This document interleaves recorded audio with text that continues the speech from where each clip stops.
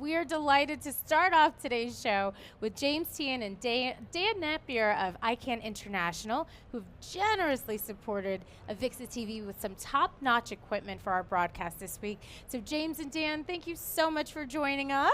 You're welcome. Thank you so much, Sam. Wonderful. Ben. What do you think of the show and the show floor now that it's all put together? It looks absolutely amazing, and this is our first year partnering with you guys, and it's been an absolutely wonderful experience.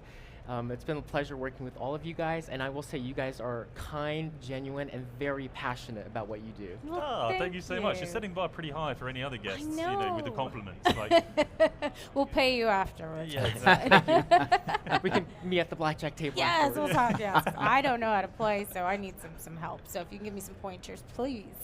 Happy to. And you guys, as I had mentioned, have provided some really cool equipment here. So can you talk to us a little bit about what you've provided here at our AVIXA TV stage? Absolutely. So at ikan, we specialize in manufacturing in-studio professional broadcast equipment, namely lighting, teleprompters, and pedestals. And all three of those product segments are well represented at the AVIXA TV Studio. Excellent. And I know that ikan are all in for IP over broadcast. So what kind of future trends can we expect to see in this space? Absolutely. We're really excited about broadcast over IP. Since COVID, the market verticals of broadcast has just increased dramatically from traditional television. Corporations, education, houses of worship are all wanting to adopt broadcast.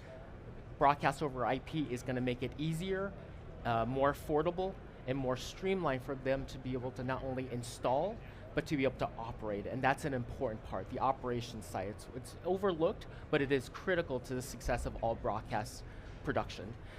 For us at ikan, we focus a lot on NDI technology.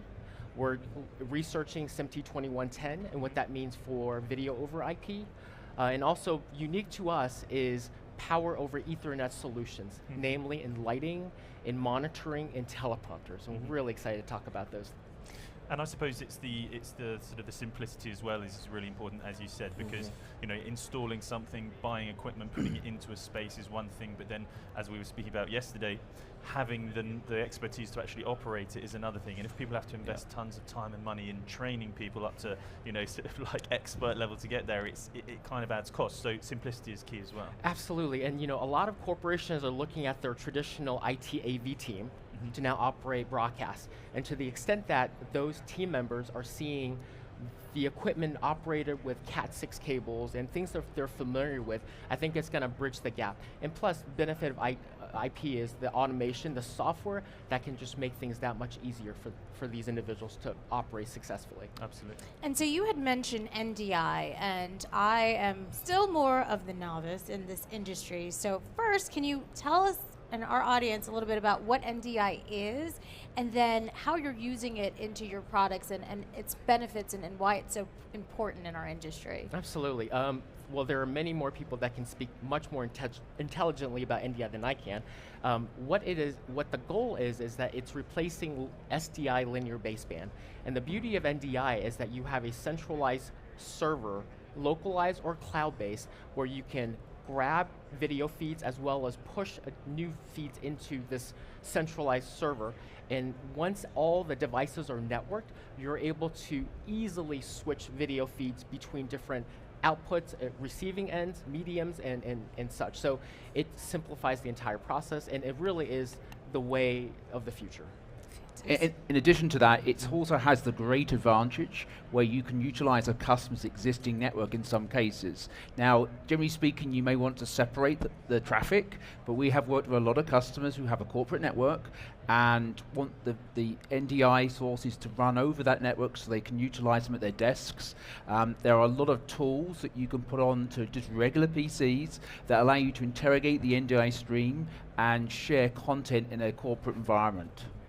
Absolutely. And you mentioned earlier about the power over Ethernet developments as well. And it's in terms of the lighting side of things, why is the timing so perfect for that kind of 90-watt development? Absolutely. So we launched power over Ethernet broadcast lighting at the beginning of this year.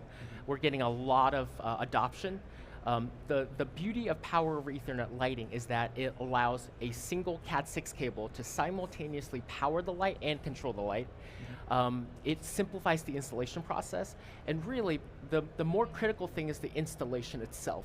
These are low voltage lighting, and which means that you can install lighting in your existing room, whether it be a small, medium, or large size studio, and you could do that without the need for traditional power, which means you can bypass the need for traditional permitting for installing AC power. And the reason I brought Dan here on board, Dan literally just joined ICANN a week ago. So he's coming trial by fire. Dan was a senior systems design broadcast engineer for AVI Systems before he joined ICANN. And I brought Dan on to really speak from an integrator, installer perspective of why PoE is such critical to integration success. Yeah, so I'm going to repeat some of the key points that James has pointed out, but basically AV over IP and PoE is going to be a game changer for the lighting designs going forward. ICANN, like many people here at this show, recognize the importance of embracing the IP and PoE technologies and protocols, including Dante, 2110, NDI, and now ArtNet over DMX, which is the protocol we currently use. As James mentioned, I did work for AVI Systems fairly recently, and I worked out of the central engineering team, and I was responsible for large studio, corporate studio, and large broadcast studio deployment.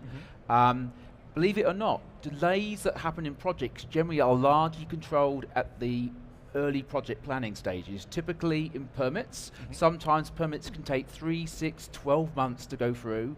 You've got the ongoing conversations with the project manager, the architect, the system integrator, and the customer, which can get lost in translation and just get delayed. And then of course you've got to select electrical contractor.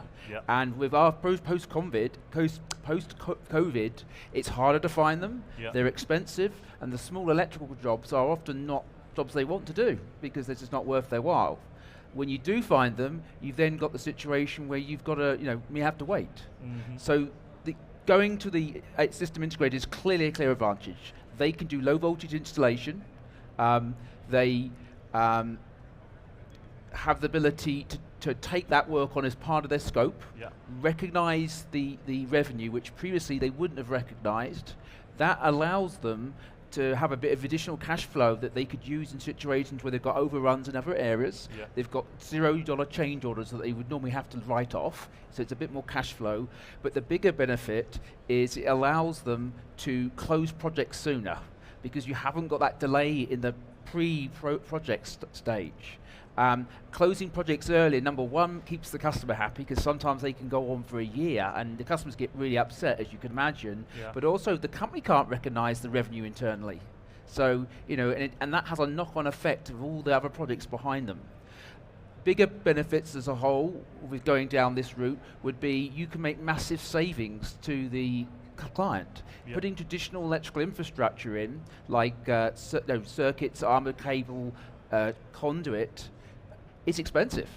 You could talk many thousands of dollars to put in, a lighting system. So you really are saving the client an awful lot of money there. So now that's incredible. I mean, unfortunately, they do say time flies when you're having fun.